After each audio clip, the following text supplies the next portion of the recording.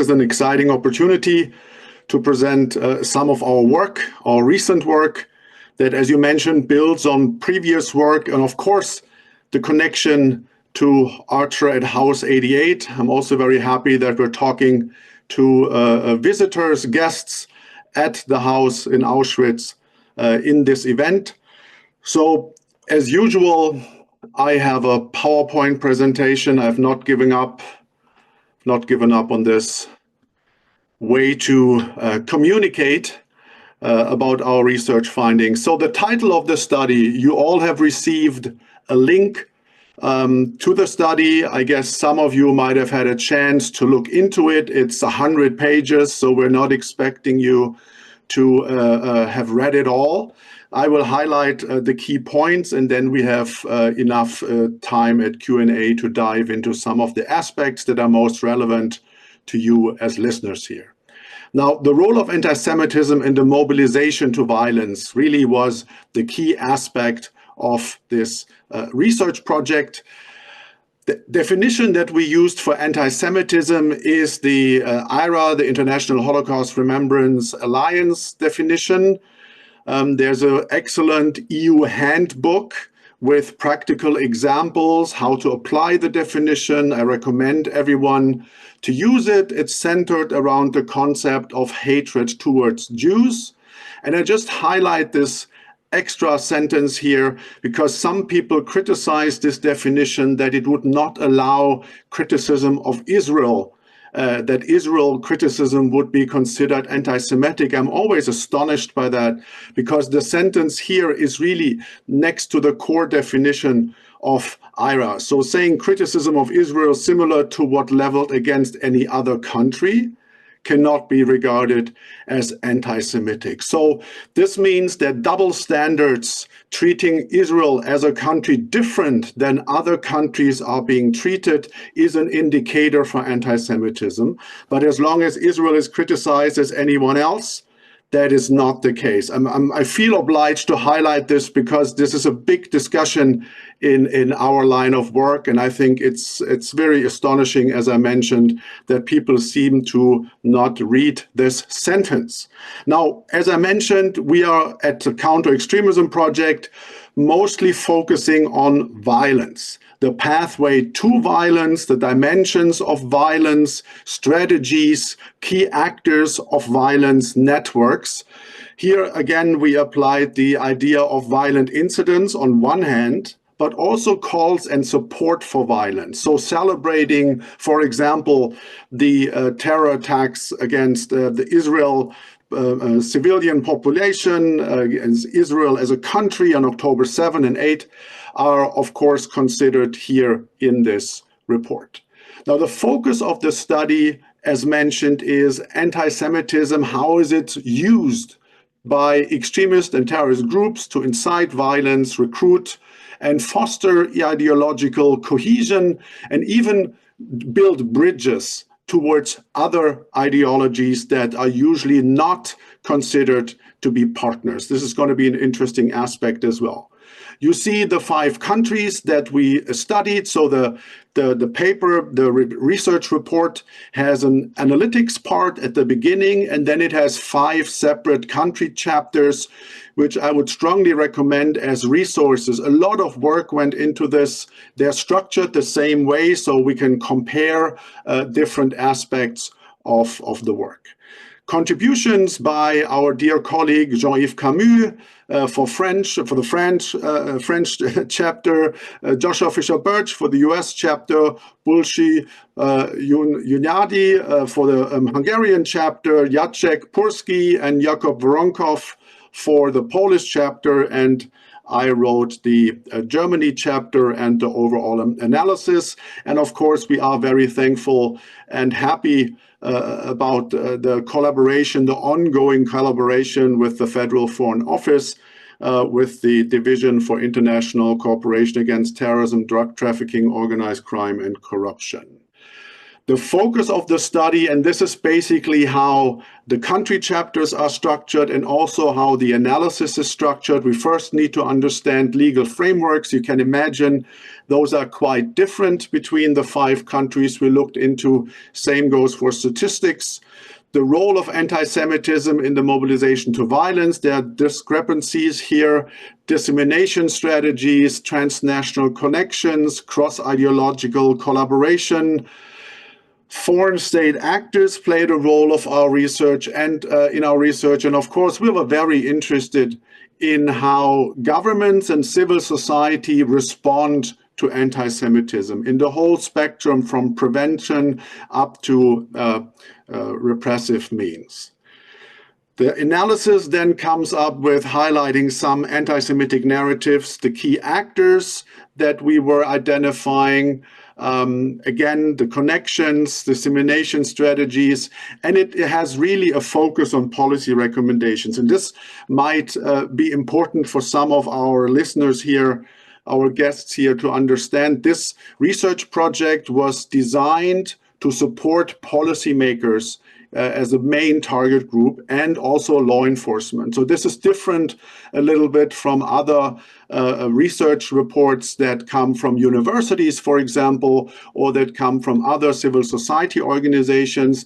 We are trying to inform policymakers to make decisions in the future.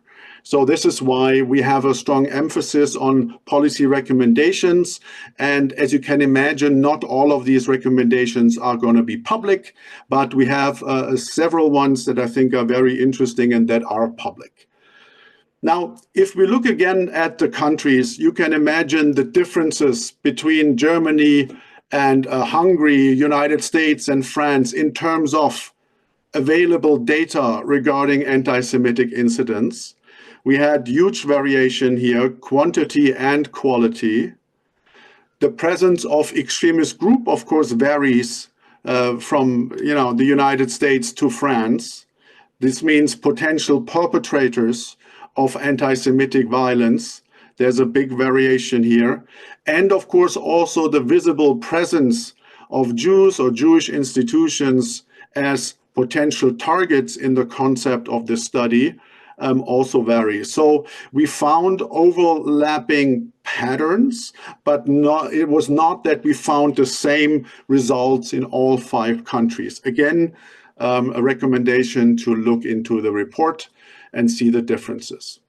Now, those of us who have been doing this line of work, understanding extremism, combating terrorism from different perspectives, have run into anti-Semitism as a key narrative to justify the victimhood narrative of an extremist group, but also to justify violence to varying degrees. And I've tried to put this in a graph here. So if you look at the big circle in the center, you have explicitly anti-Semitic narratives. This would be the New World Order, that basically the whole world is run by a Jewish cabal, Jewish elites, big finance, the Rothschilds, and so on. And then you have a set of narratives that are a little more implicit. Elites, big pharma, Bilderberger, Davos, Great Reset, QAnon, and so on.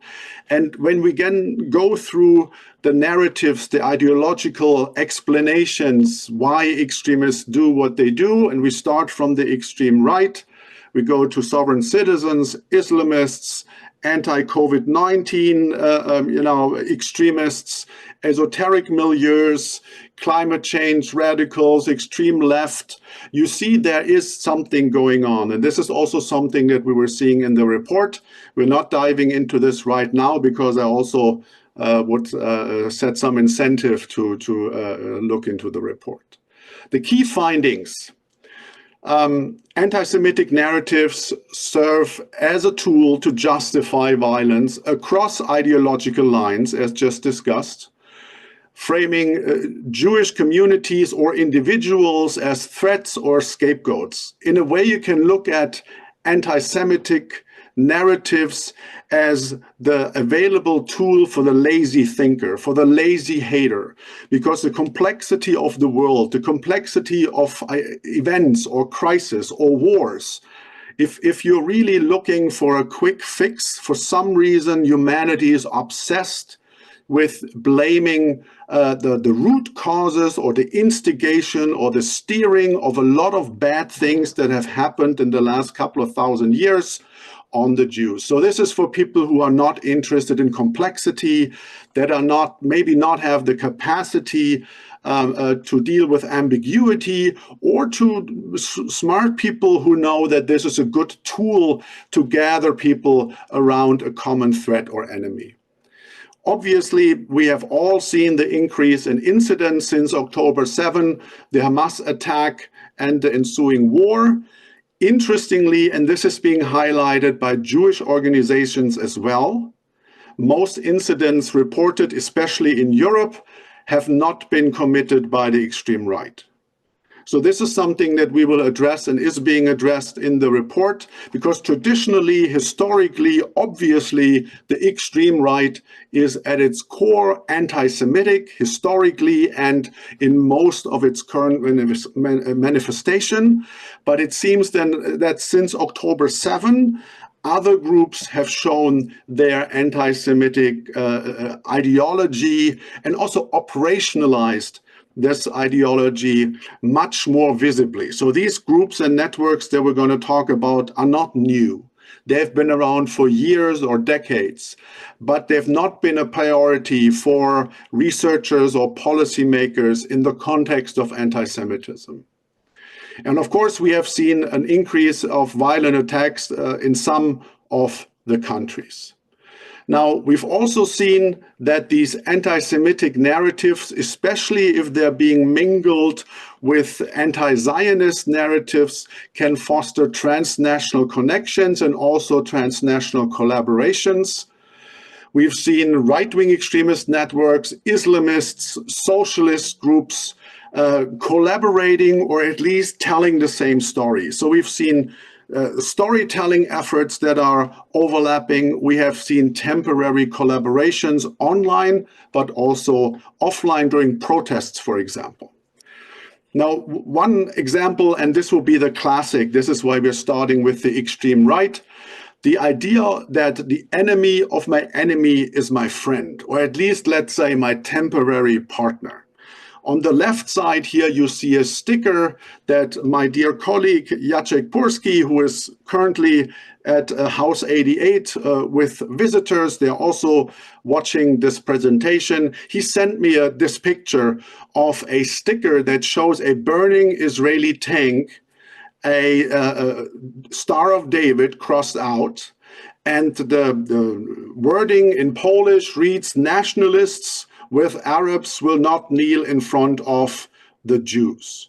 Right? So this is somewhat a very good visualization of what I've been trying to highlight so far, that there's interesting alliances coming up in recent months. And then on the right side, literally, you see the extreme right party, Der Dritte Weg, the Third Path, is like a micro party with a couple of hundred members in Germany.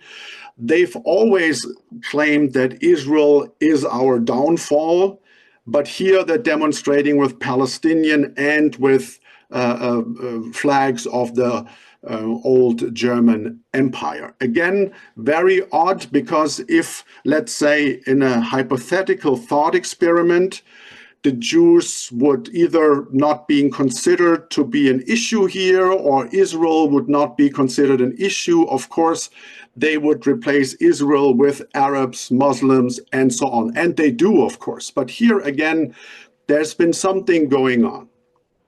But also, and this is at least as interesting, is the temporary collaboration we've seen between Islamist groups and extreme left, and so-called anti-imperialist, Trotskyist, socialist groups. This is a picture from a demonstration in Berlin, where you see "Long Live the Resistance," you see Palestinian flags, you see communist flags, and we've seen this overlap. People who disagree on so many things, right? If you imagine matters of equality, gender, queer issues. So there's very little overlap, but what unites people is the hatred of Jews and or anti-Zionist manifestations that, according to applied definition here, are considered anti-Semitic. And these transnational networks, these temporary collaborations you're seeing here, facilitate the spread of anti-Semitic narratives. Of course, I mean, we look a little bit into social media, the online dimension, but the online dimension needs real content. So we see a lot of videos of, for example, demonstrations where, for example, police gets involved, arrests a protester, or tries to do something else that looks harsh or that looks violent. And all the videos, of course, start with when the police starts moving. None of the videos shared show this minute before. And so you need to create the viral content offline. These are all professionally done. And then you put them online and let the algorithms do what they're doing, and let your network also share this. And this leads to some cross-sharing between groups that would usually, as mentioned, not talk to each other, but left alone, probably fight each other. Now, the idea of organized anti-Semitism, is an aspect, a new strategy that we are suggesting in addition to all the great work that has been done and is currently being done in the prevention of violent anti-Semitism or anti-Semitism in general, in the combating of anti-Semitism, in Holocaust remembrance. So there's a huge set of interesting, relevant, effective measures that are already running. But from our perspective, there's one thing that is not being done, and this is what I try to highlight now for the rest of the presentation. The idea to differentiate between individual anti-Semitic incidents and organized anti-Semites, professional anti-Semites that get up in the morning like we do at CEP. They do workshops, trainings, research, conferences, webinars. Their objective, though, is to promote anti-Semitism.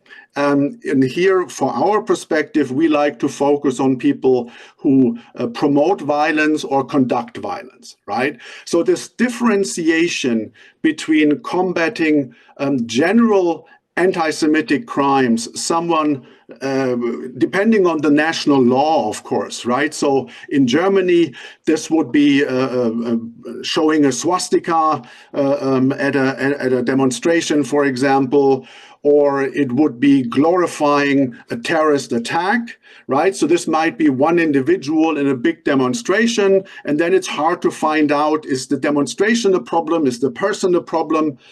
But then again, what we are looking for and recommending, and also have a 5-step guide on how to get there. So how do I identify organized anti-Semitism? How do I combat organized Semitism? And we borrow this a little bit from the concept of organized crime.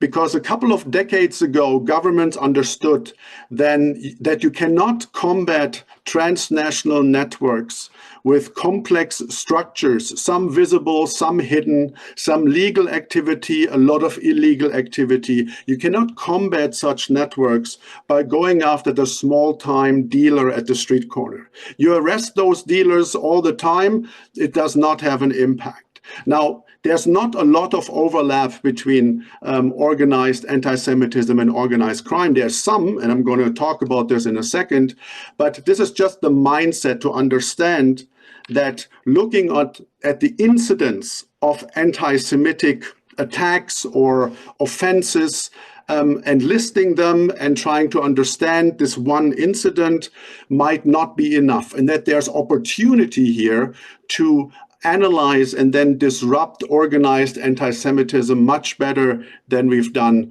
before.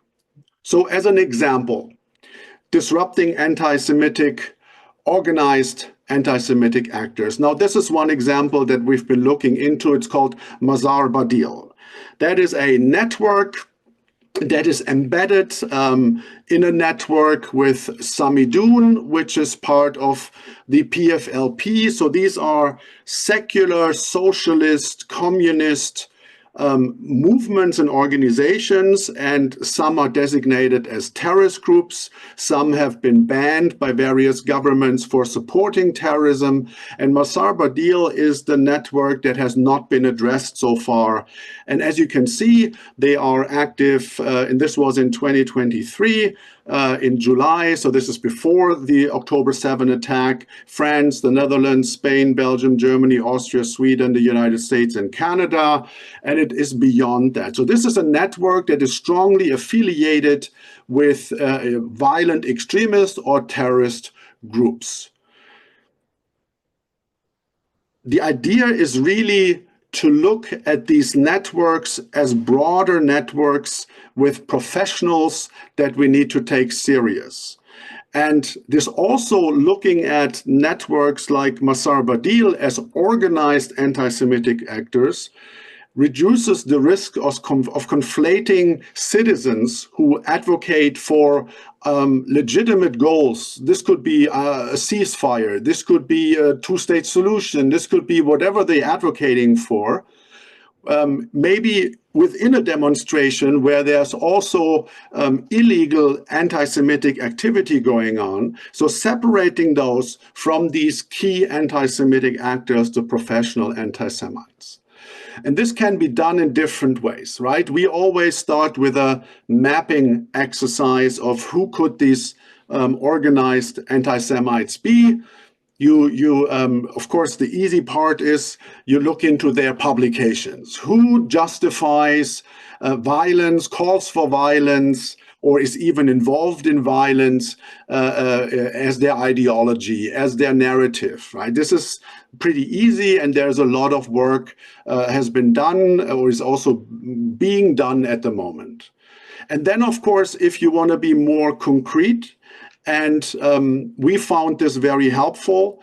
We came up with this idea to focus on who was organizing events, producing or sharing content online that was justifying or celebrating the Hamas attack of October 7 during October 7 and 8. Now, this means we're trying not to conflate later responses to the attack when the war was going on. And a lot of people were very emotional for good reasons. Anyone who has seen pictures from Gaza will be emotional, and for good reasons.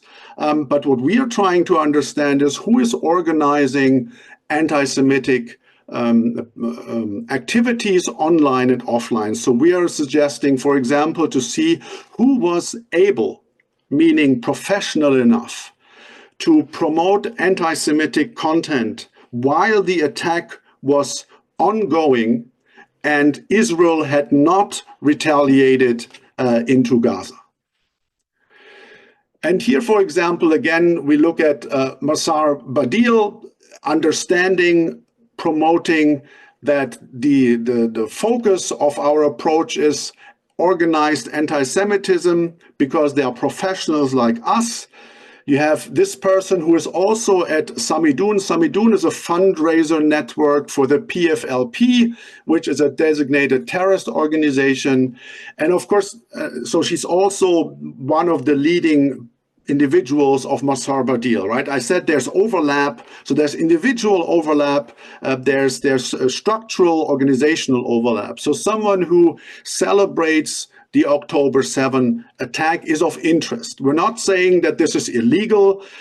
This would depend on the national context, right? What is being banned by law? Anti-Semitism can be legal, but some forms of anti-Semitism are illegal. And if you want to start with a network analysis, it is something you can do. And here you can see, again, a Mazar Badil event together with Samidun. This is from 22, and you see the rockets flying in the background. So this is definitely an essential starting point for a deeper network analysis. Now, these Samidun has been banned, for example, in Germany and then later on in other countries because they were handing out sweets in Berlin on October 7 during the attack. Now, we did a network analysis following this logic. Some of this is in German, but I'll talk about the key points again, just for the illustration. There are many other networks. Massar Badil is connected to the PFLP, Samidun, Hamas, the Palestinian Islamic Jihad. There's a connection to the Houthis, the terrorist organization in Yemen. We have linkages, of course, to left-wing extremist ideology. One could say this is their ideology anyway, so they're ethno-nationalist, but also left-wing socialists. We have Hizb ut-Tahrir, that's the Caliphate movement. We have the Grey Wolves from Turkey involved. We have the BDS, the boycott movement, and we have groups in Germany, for example, like Palästina spricht, Palestine speaks. This is just a very basic analysis, who is connected with whom. So is there a wider network that goes beyond Massar Badil, for example, right? So if we look at a wider network perspective, again, we recommend prioritizing investigations into organized anti-Semitism. This is an Instagram post from Palestine Speaks, Palästina spricht, lesson from Liberation of Gaza. In the background, you see motor gliders, right? This is the tool that some Hamas terrorists used to get over the fence from Gaza into Israel and particularly murder people at the Supernova Music Festival. I think the number is 360 young people were murdered there. Several people were raped. Now, this celebration and a lesson in liberation was posted on October 8, when there were still some Hamas and Palestinian Jihad fighters in Israel. And you can see there's almost 3,000 people who celebrated this. You see that people say, from the river to the sea, Palestine will be free. Now, this slogan by itself, at least academically, can be discussed. But if it's attached to this date and to this reference of how terrorism was conducted, this is a strong indicator that it's worth looking into this network. And of course, that is the beauty of otherwise very problematic social media networks. They display their own network, at least to some degree, right? So if you, it's not rocket science to understand how terrorism celebrating anti-Semitic networks are connected online. So this can be done by any law enforcement or any other organization that puts some resources into this. Now, I mentioned there are linkages between organized anti-Semitism and organized crime.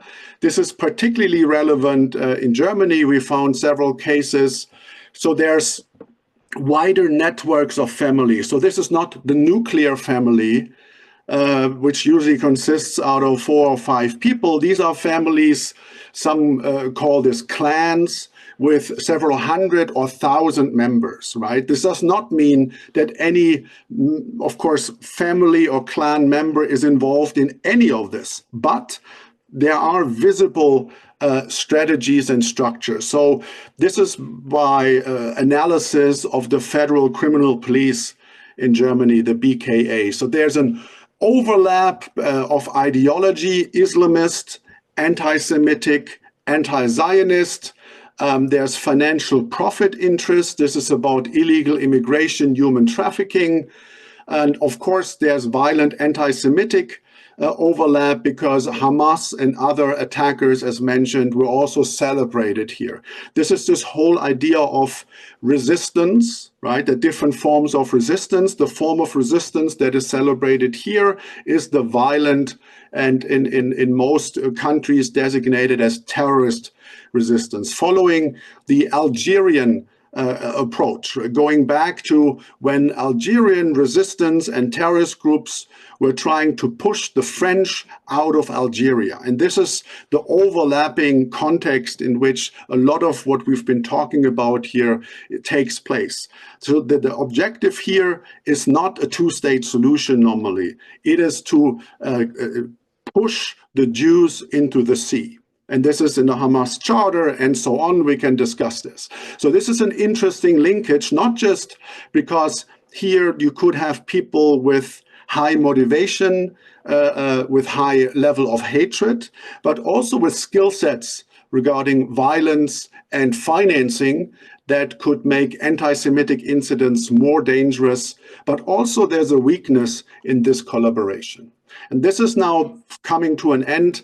The essence of what we are recommending, there are several recommendations. We're going through a couple of them, but this is the takeaway that I would say I would like to highlight. Again, prioritizing combating organized anti-Semitism, seeing this as a strategic threat and not just a side aspect, because a lot of the groups that I have mentioned, Hamas, PFLP, Houthis and all, they are on the radar, obviously, of security agencies and policymakers, but not necessarily because of their anti-Semitism, right? So in a way, the anti-Semitism as a connecting narrative, as a key motivator, is being sidelined by other activities and narratives of these groups.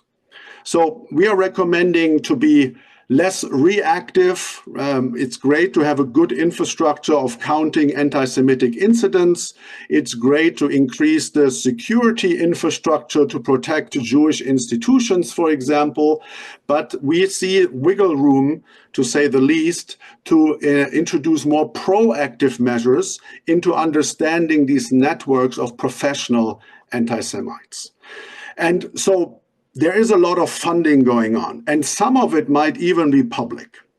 And maybe there's evidence that some of the actors that we in our work have identified are still receiving government funding, not for their anti-Semitism, but maybe because they also have a cultural project or a social activity. So these are usually not millions of euros, but not all government bodies that hand out funding are aware and invest enough time into researching what is the real agenda, right? So this is the obvious one.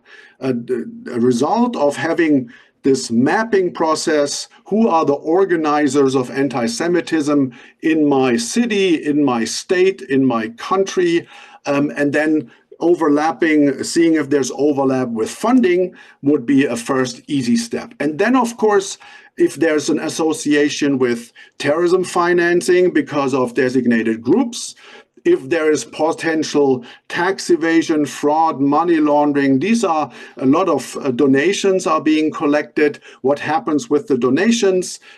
Is it being used to support terrorist groups? Is it being used for other purposes? These are tricky legal questions, but again, we have not found anyone who has explored this avenue sufficiently. And of course, these organized crime linkages open also doors. They are dangerous and concerning, but the government actually has a pretty extensive toolkit to investigate organized crime and combat it. So if there are actual overlaps, then this would also be an open door to potentially go through here. And we have seen some Iranian operations. These are highlighted. I mentioned that we have this five-step guide on how to identify key anti-Semitic actors. This is the paper. It's on our website. And to highlight the struggle, I think, that a lot of policymakers and government officials are currently facing in this context is that the government operates in silos of responsibility. This is how governments work. So we have law enforcement for politically motivated crimes. This would be, right-wing extremism, left-wing extremism, Islamist extremism, and so on, where you can attach an ideology. You have law enforcement for financially motivated crimes. This is all kinds of crimes, but also organized crime. You have prosecutors, tax authorities, intelligence agencies, customs, and they usually don't work together. It's very rare. And we are suggesting that these different toolkits that you see in the picture below, every agency has their own toolkit, are being brought together in joint task forces. That is a strategy implementation tool, a joint task force, where you temporarily bring agencies together to identify these key organized anti-Semitic actors in your city, in your state, in your country, and then see if there is illegal activity. If everyone is following the law, then there's nothing you can do. But I'm not convinced that that is the case, to say the least. Now, other policy recommendations is that there's a lot of prevention work in some of the countries, and in some of the countries, the focus of preventing anti-Semitism is in preventing right-wing extremism. And as I mentioned, historically and also nowadays, this is still a super important issue. But as our study shows, and as actually statistics by governments show, is that a majority of anti-Semitic incidents, also illegal ones, were not conducted by right-wing extremists. We can discuss why, but by other groups that I have already mentioned, which would suggest that some of the prevention work would have to be adjusted. If you have money available, you put this on top, and you look into these pro-Palestinian extremist networks and focus prevention work in these milieus. Or if you don't have, you need to additional money, you need to rearrange. And of course, when you do that, and this has been a long discussion in the field, community support is super relevant. What is sometimes not necessarily efficiently done is the monitoring and evaluation of initiatives. I have been leading such community-based prevention programs for the German government. I know how complicated monitoring and evaluation is, but I would say there is still room for improvement in at least trying to show what the impact of these measures could be. This has been improving, and maybe Germany is more on the forefront here, but in other countries, I think monitoring, evaluation, and impact assessment have not been a priority. And then, of course, we recommend, in case anyone here has not heard me so far, to develop disruption-oriented approaches with a focus on organized anti-Semitism. Disruption meaning identifying the networks, the key actors, and then testing if they have violated the law, and not looking at individuals, but at networks. And then, of course, follow the money is an approach that would be relevant here. Extremism needs money. As Hans always says, ohne Moos nix los. Without money, there's not much happening. So this is something we are recommending. And of course, international collaboration. Now, these are the two reports. You find them on the website, and we are very interested in collaboration on how to implement this approach, this strategy that is, I think, a useful addition to existing approaches of fighting anti-Semitism with authorities, research institutions, and civil society. Thank you.